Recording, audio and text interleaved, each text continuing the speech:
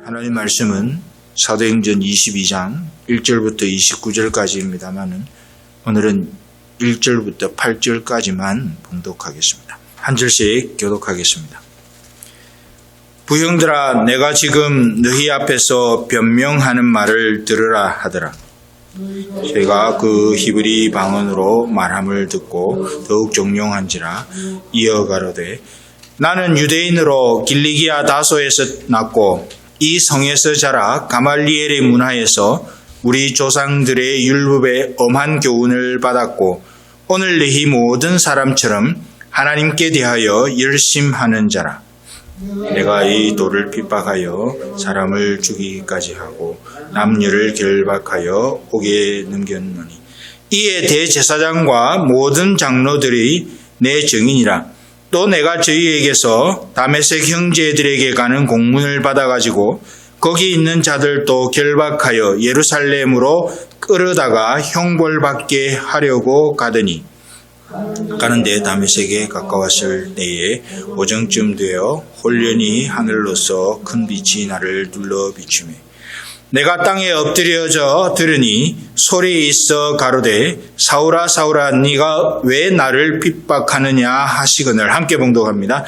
내가 대답하되 주여 니시니까 하니 가라사대 나는 네가 핍박하는 나사렛 예수라 하시더라. 아멘. 기도하겠습니다.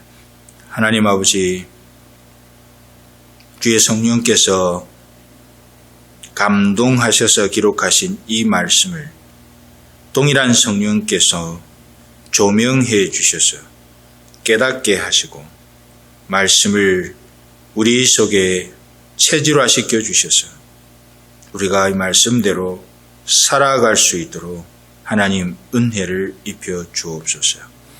예수님의 이름으로 기도하옵나이다. 아멘.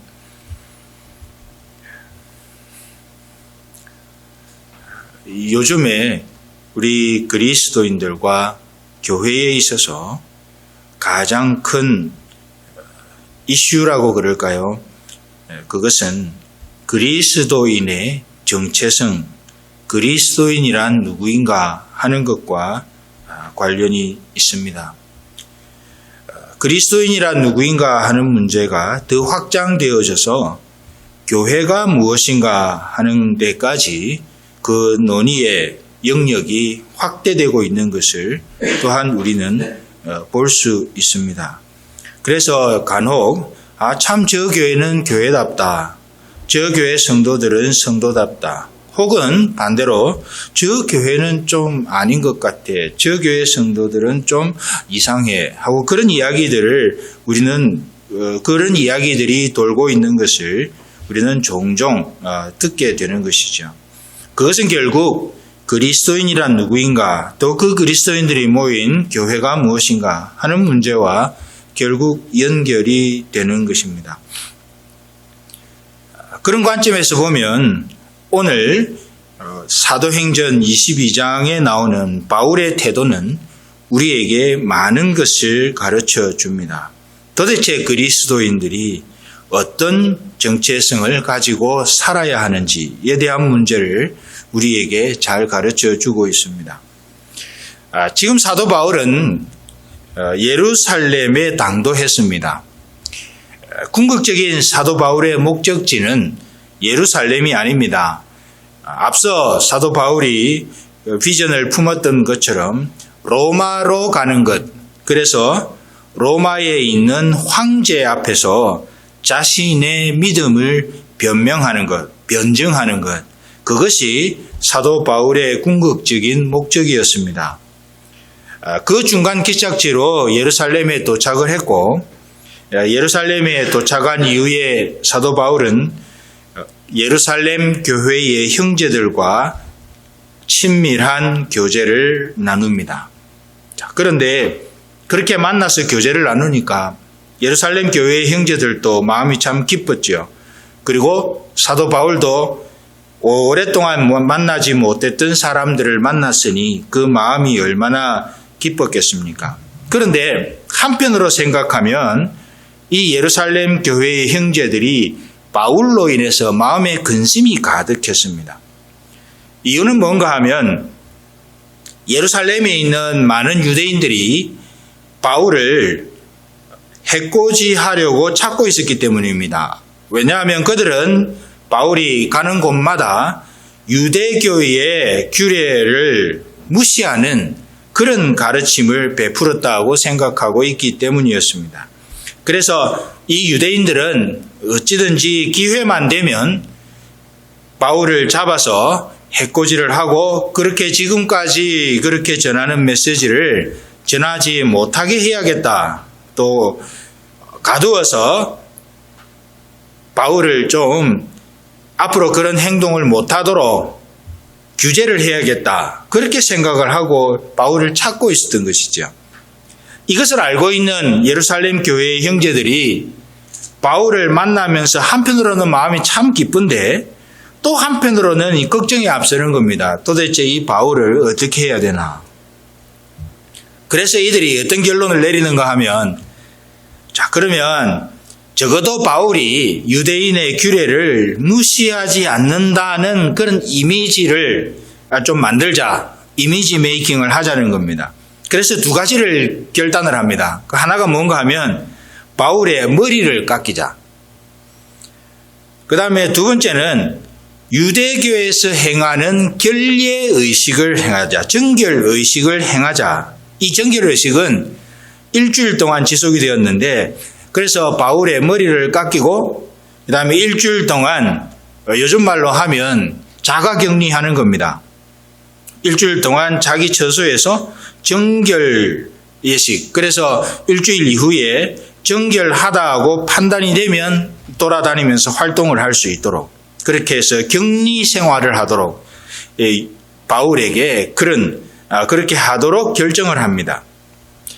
그렇게 했음에도 불구하고 이 유대인들은 바울을 잡아다가 어쩌든지 저런 잘못된 교훈을 전하지 못하도록 하겠다라고 그렇게 위장을 했음에도 불구하고 이 유대인들이 바울을 찾아다니다가 결국은 잡았습니다.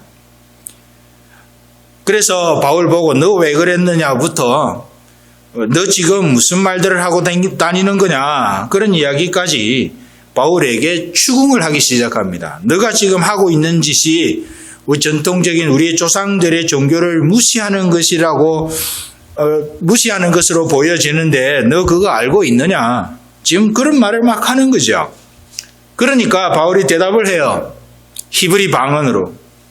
이 사람들 유대인들이 쓰는 말을 가지고 대답을 하니까 이 유대인들이 깜짝 놀라는 겁니다. 왜냐하면 이 유대인들은 바울을 헬라 사람으로 알았습니다. 왜냐하면 바울이 헬라 말에 능통했고 또 로마 시민권을 가지고 있었기 때문에 사람들은 바울을 헬라 사람으로 알았는데 나중에 말을 하는 것을 보니까 히브리 말을 하는 겁니다. 그래서 동족이네, 히브리 사람이네 하는 생각이 들어서 이 사람들이 함부로 하지 아니하고 바울에게 소명할 기회를 줍니다. 자, 이쯤 되면 우리가 생각하기에 바울이 어떤 말을 해야 정상입니까? 나는 그렇지 않다. 내가 전한 것은 이런 말이고 이런 말은 당신들이 생각하는 것처럼 당신들이 오해하고 있는 것처럼 그런 의미가 아니다라고 하는 이야기를 해서 어쩌든지 자기 변명을 했었어야 합니다. 그런데 오늘 본문에서 보다시피 22장 1절에 부형들아 내가 지금 너희 앞에서 변명하는 말을 들으라 하더라. 지금 변증하는 말이죠. 소명하는 말이죠. 그걸 들으라고 그러는 거예요. 그래서 히브리 방언으로 말을 하기 시작하는데 히브리 방언으로 말을 하니까 이 사람들이 더 주의 깊게 보고 있는 겁니다. 더욱 존경한지라. 그런데 그러면서 하는 말이 무엇입니까? 나는 유대인이다 하는 것이죠. 그리고 나도 유대교에 열심히 특심한 사람이었다는 것이죠. 대제사장과 장로들의 편지를 가지고 그리스도인들을 잡아 죽이려고 하는 일에 열심을 품었던 사람이라는 자기가 어떤 사람이었는지를 설명을 합니다. 그러고 나서 다메섹으로 가다가 편지를 가지고 예수 믿는 사람들을 잡아 죽이려고 편지를 가지고 다메섹으로 가다가 만난 예수님에 대한 이야기를 이어서 합니다. 지금 바울은 변명을 하지를 않습니다. 그런 뜻이 아니었니라 당신들이 오해했습니다. 나는 그런 적이 없습니다. 나는 그렇지 않습니다. 이런 이야기를 하는 것이 아니라 자기가 누구였고 그렇게 유대교에 열심히 있었던 사람이었고 가말리엘의 문화에서 율법의 엄한 교육을 받았던 사람이 있는데 내가 지금 이렇게 된 데에는 이유가 있다. 그것은 내가 예수라는 그분을 다메섹으로 가다가 만났기 때문이다. 그렇게 자신의 간증을 합니다. 내가 어떻게 믿음을 갖게 됐는지, 내가 어떤 예수님을 어떻게 만났는지, 예수님을 만나기 전과 후가 어떻게 되었는지 그 내용을 가지고 간증을 하는 겁니다. 증거를 하고 있는 거예요. 옛날에 대학을 다닐 때 한국에서 CCC 여름 수련회에 몇 번 참석한 적이 있었습니다. 그 장소는 우리가 잘 아는 충북 영동에 송어리라는 데가 있습니다. 솔밭인데요. 거기 야영장이 있었는데 거기서 여름 수련회를 했습니다. 그때에 주 강사로 오신 분이 김중곤 목사님이셨는데 이분이 낮에도 집회를 인도하시고 밤에도 집회를 인도하시고 어쨌든 이분이 주도해서 그 집회가 CCC 수련회의 집회가 이렇게 열렸습니다. 그 여름 시절이다 보니까 비가 수시로 오는 거죠. 장마철이니까요. 그랬는데 한참 이제 집회를 하고 있는데 비가 내리는 겁니다. 장대비가 쏟아지는 겁니다. 그런데 그런 장대비가 쏟아지는데도 많은 대학생, 수만 명의 대학생들이 자리를 뜨지 않고 그 자리에 앉아 있었습니다. 그때에 김 목사님께서 하시는 말씀이 있었습니다. 여러분, 지금 이 비가 왜 온다고 생각하십니까? 학생들이 가만히 있었죠. 어떻게 대답해야 될지 모르니까. 또 묻습니다. 여러분, 이 비가 왜 온다고 생각하십니까? 하나님은 날아다니는 새 한 마리도 그냥 떨어지는 일이 없습니다. 이 비가 오는 것도 이유가 있습니다. 그것은 바로 이 상황 속에서 우리로 하여금 예수 그리스도 그분을 더 명백히 깨닫도록 하기 위해서 하나님께서 이 비를 주십니다. 그러면서 또 한 번 더 질문을 합니다. 여러분, 지금 이 비가 왜 옵니까? 그러고 나서 목사님께서 소리를 치십니다. 예수 그리스도. 그래서 우리 다시 묻습니다. 여러분, 이 비가 왜 오십니까? 학생들은 알았죠. 무엇을 대답해야 할지. 예수 그리스도. 그 밤에 여러 번을 그 질문과 답을 반복하면서 예수 그리스도 그분이 우리의 삶의 주인 되신다고 하는 사실을 그 밤에 고백하는 그런 귀한 기회가 있었습니다. 사도 바울의 행적을 봐도 사도 바울이 예수 믿는 사람들을 잡아 죽이던 사람이었습니다. 옥에 가두고 못살게 굴고 결박해서 예루살렘으로 끌어다가 형벌을 받게 하는 그런 사람이었습니다. 그런데 그 삶이 180도로 바뀌었습니다. 이유는 예수 그리스도 그분 때문에 그랬습니다. 그러니 사람들이 바울 보고 너 지금 할 말 해봐라 그러니까 바울이 아무런 주저함이 없이 이렇게 말합니다. 나는 옛날에 그런 사람이었고 내 삶의 변화와 내 삶 지금의 나를 있게 하신 그분은 예수 그리스도 그분이라. 군대에서 상관이 지적을 하면 계급과 자기 이름을 자동으로 대어야 하는 것처럼 바울에게 이 유대인들이 너 뭐야 그러니까 바울이 예수 그리스도 그분 그렇게 고백하고 있는 그 장면이 오늘 본문의 장면입니다. 우리에게 있어서도 우리가 어떤 결정적인 순간에 다른 사람들이 우리의 정체성에 대해서 질문을 하거나 너 왜 그러느냐고 질문을 하거나 너 지금 무슨 일이냐고 질문하거나 너 이야기를 한번 해보라고 기회를 줄 때에 주저없이 우리의 입을 통해 나와야 할 우리의 고백과 간증이 무엇인가 하면 예수 그리스도 또는 예수 그리스도 그분에 대한 이야기여야 합니다. 그래서 우리는 그리스도인입니다. 그리스도인이라는 말은 그리스도께 매인 사람, 예수쟁이라는 뜻입니다. 그 사람은 예수께 미친 사람이라는 뜻입니다. 그렇기 때문에 우리는 어디를 찔러도, 머리를 때려도, 배를 찔러도, 어디를 지적을 해도, 우리의 인격의 어떤 부분들을 이렇게 손짓을 해도 우리에게서 나와야 할 우리의 진실한 고백은 예수 그리스도 그분이 고백되어져야 하고, 또 예수 그리스도 그분에 관한 것이 우리의 입술과 인격을 통해 고백되어져야 하는 것입니다. 이것이 어쩌면 우리가 참 그리스도인임을 증명하는 증거가 될 수 있을 것입니다. 너 예수 믿는 사람 맞아? 그래, 예수 믿는 사람 맞는데 예수님이 내 속에서 이런 일을 하셨어. 뭐 그런 것이죠. 그렇기 때문에 우리가 진실한 그리스도인이라면 우리가 어디를 가든지 무엇을 하든지 어디에 있든지 누구에게서 어떤 기회가 주어지든지 우리가 주저없이 우리의 입과 인격을 통해 드러나고 보여져야 할 것은 예수 그리스도 그분이라고 하는 사실을 우리가 잊지 않고 우리의 삶의 걸음을 걸어갈 수 있어야 할 것입니다. 하나님이 그래야 하나님께서 우리를 기뻐하시고 하나님이 원하시는 하나님의 목적을 이루는 생애로 우리를 삼아 주실 것입니다. 그런데 여기서 또 한 가지 우리가 이 바울의 행적을 통해서 볼 수 있는 게 있습니다. 하나는 무엇인가 하면 그 앞서서 바울이 로마도 보아야 하리라는 비전을 봤습니다.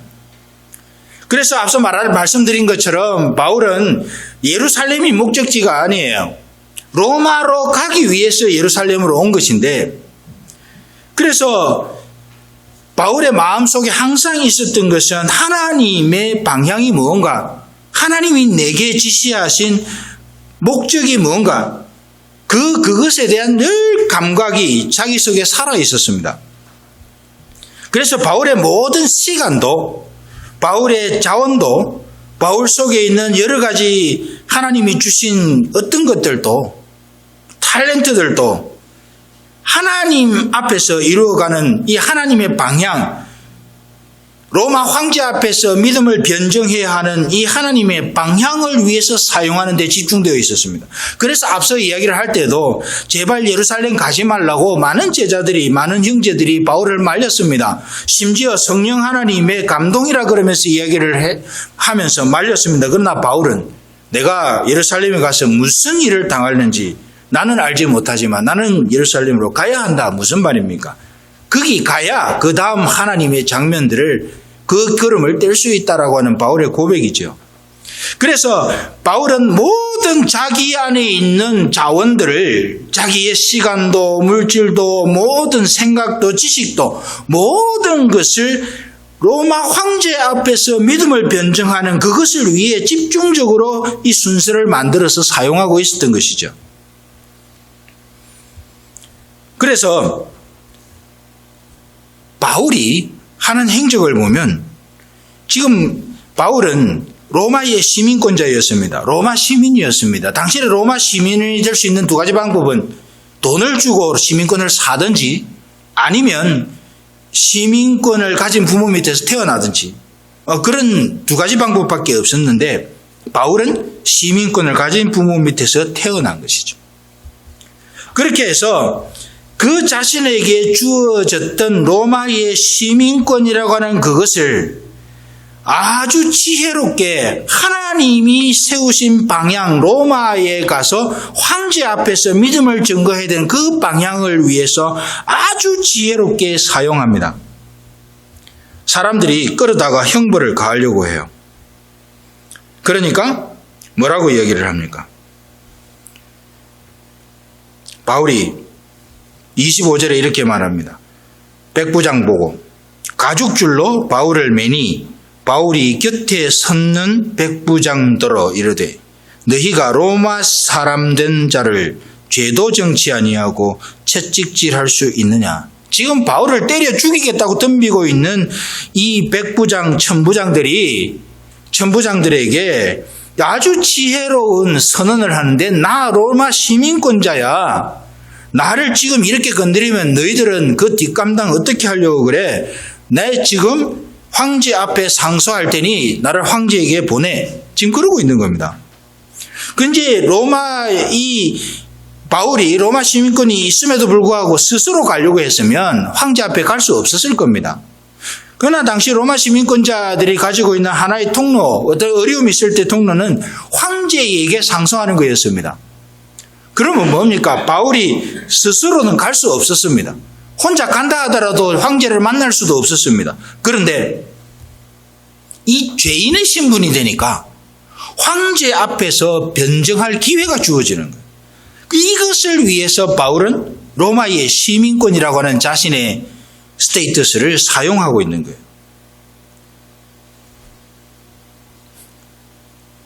그 외에도 바울은 여러 가지 다른 것들을 하나님의 방향, 하나님의 목적을 이루어드리는 데 사용했습니다. 이게 하나가 로마 시민권을 사용하는 이 모습이 한 가지 중요한 예라고 할 수 있습니다. 그렇기 때문에 우리도 하나님께서 부르신 방향이 우리에게 있습니다. 우리 교회를 여기에 세우신 하나님의 방향이 있고, 우리 각자를 이 교회의 멤버로, 이 교회의 성도로 하나님이 모으신 하나님의 방향과 목적이 있다는 거예요. 그 하나님의 방향과 목적을 위해서 우리는 우리의 자원을 최선을 다해 사용해야 합니다. 시간도 재물도 지식도 모든 것을. 왜냐하면 그것이 하나님이 우리에게 세우신 하나님의 의도니까요. 바울은 로마 황제 앞에서 믿음을 변증하는 하나님이 세우신 이 목적을 위해 모든 것을 거기에 집중했습니다. 그렇다고 하면 우리 교회와 우리 성도들이 하나님이 우리를 여기에 있게 하시고 교회를 여기에 있게 하신 그 목적을 이루어 드리는데 모든 자원의 사용을 거기에 집중해야 하는 것입니다. 그런데 여기에서 어려운 문제는 그 방향을 어떻게 분별할 것인가 하는 거죠. 그 방향을 잘 모르는 거예요. 하나님의 방향을 알면 거기에 모든 자원을 쏟아부어야 하는 것은 우리가 상식적으로라도 다 알고 있는데, 그러면 많은 사람들이 질문을 합니다. 그 방향을 우리가 어떻게 알 것인가? 방법은 단 한 가지예요. 기도와 말씀 가운데 하나님과의 친밀함의 자리로 가야 합니다. 우리는 아담과 하와에 의해서 중요한 것을 보게 됩니다. 아담과 하와가 하나님의 형상으로 창조되었습니다. 하나님의 이미지대로 창조되었습니다. 그러고나 창조하시고 나서 하나님께서 아담과 하와에게 뭘 이야기를 합니까? 만물을 다스리라. 생육하고 번성하면서 만물을 다스리라고 지도권, 지휘권을 아담과 하와에게 줍니다. 이 순서가 대단히 중요합니다. 하나님께서는 아담과 하와를 자신의 형상대로 창조하셨다 했는데, 이것은 하나님과 사람 사이에 대단히 친밀한, 하나님의 형상을 이어받은 대단히 친밀한 관계가 있다는 것입니다. 그 친밀한 관계를 바탕으로 하나님의 의도를 파악하고 하나님이 지으신 만물을 그 하나님의 의도대로 다스리도록 사람을 부르신 거예요. 그런데 이 아담과 하와가 어떻게 됩니까? 먹지 말라고 한 선악을 알게 한 나무의 실과를 따먹습니다. 그 과정에서 사단이 작동을 합니다. 자, 실과를 따먹었습니다. 실과를 따먹고 나서 자기들이 벗었음을 알고 부끄러워했다고 그랬습니다. 우리 하나님께서 내가 벗었음을 누가 너에게 알게 했느냐 그렇게 말합니다. 그래서 벗었음을 알고 부끄러워서 어떤 행동을 합니까? 서로가 서로에게 자기를 숨깁니다. 그리고 하나님으로부터도 숨습니다. 하나님과 사람 사이에 단절, 하나님과 사람 사이에 분리가 일어난 거예요. 실과 따먹었다고 주님이 야단치지도 않았습니다. 왜 그랬냐고 책망하지도 않았습니다. 그런데 실과 따먹고 나서 눈이 밝아지니까 자신들이 벗었음을 알고 자신들의 존재가 지금 다른 곳으로 왜곡되어졌다는 사실을 알고 하나님이 이 사실을 알까봐 숨는 겁니다. 관계 단절이 일어난 것이죠. 친밀함의 관계가 무너진 것을 말합니다. 거기서부터 하나님의 목적대로 살아가야 할 사람의 존재에, 사람의 그 상태와 생각과 삶의 목적에 왜곡이 일어나기 시작합니다. 쉽게 말하면 이 사람이 하나님의 목적대로 살아갈 수 없게 된 겁니다. 전적인 타락의 상태에 이르게 된 것입니다. 그런데 하나님은 그 존재를 내버려 두지 않으십니다. 하나님이 찾아오셨어요. 아담아, 아담아 부르십니다. 그리고 아담아 부르시고 아담을 찾아오신 이후에 뭘 하십니까? 짐승의 피를 흘려서 그 가죽으로 옷을 지어 입혀서 친밀함을 회복할 수 있는 방법을 열어놓으셨습니다. 이 방법이 성경 전체에서 흘러갑니다. 하나님 앞에 하나님과의 친밀한 백성들에게는 하나님께서 자신을 계시해 주십니다. 이 말씀이 하나님의 계시인데요. 하나님과 친밀함의 전제가 없으면 말씀 아무리 읽어도 이거 이해하지 못합니다. 적용도 안 됩니다. 하나님의 목적을 알 수가 없습니다.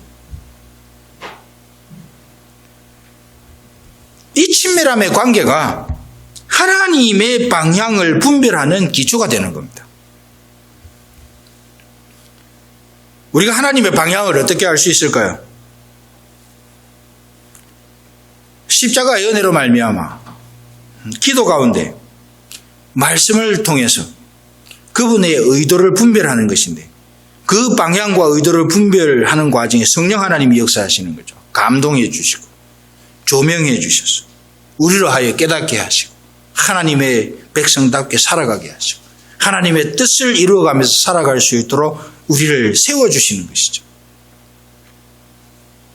바울은 예수님을 만나면서 이것을 너무나 명쾌하게 알았습니다. 예수님과 친밀함의 관계가 없을 때에는 유대인의 영역에 속해 있었지만 예수님과의 친밀한 관계가 없을 때는 이것을 전혀 알지 못했습니다. 하나님의 의도와는 반대되는 방향에서 열심을 품었습니다. 그러나 예수님을 만나고 예수님과의 친밀한 관계가 회복되고 나니까 하나님의 의도가 어디에 있는지를 알게 되었습니다. 그 하나님의 의도를 이루기 위해 고난도 자처했습니다. 그 하나님의 의도를 이루기 위해 수많은 어려움도 극복하고 이기고 나갔습니다. 그 하나님의 의도를 이루기 위해 이제는 마지막에 자기에게 주신 자원을 활용해서 로마 황제 앞에서 믿음을, 세계를 지배하던 로마 황제 앞에서의 믿음을 변증하기 위해 자신의 길을 가고 있습니다.